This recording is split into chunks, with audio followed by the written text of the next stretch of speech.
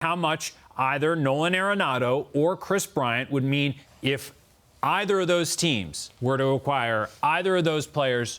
Who's instantly the most dangerous of the four?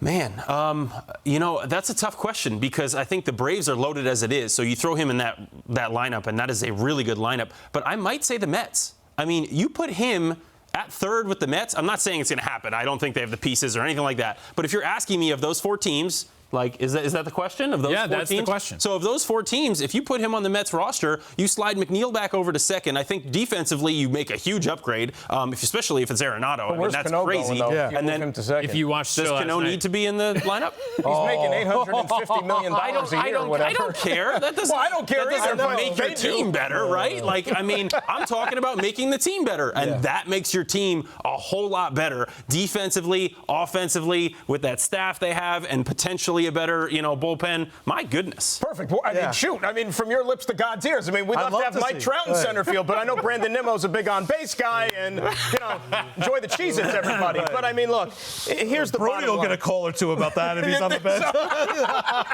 Look, I mean, I personally think, you look at this Atlanta Braves team. They lose Josh Donaldson, who was a big thumper in the middle of that lineup. They have some uncertainty at third base. This is the team still, in my opinion, as we get ready to begin the spring.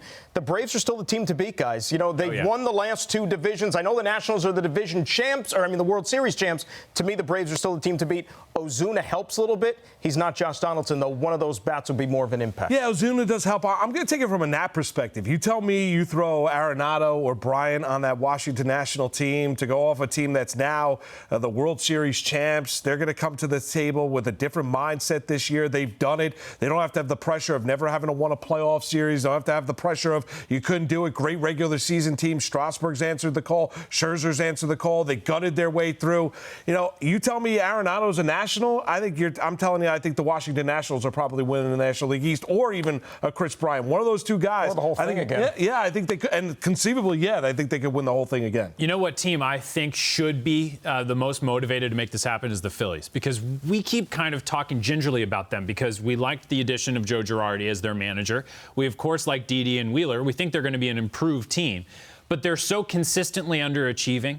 If they were to acquire Kris Bryant or Nolan Arenado, that would turn this, in my opinion, into a legitimate four teams that could not only win their division, but make a serious dent in the postseason.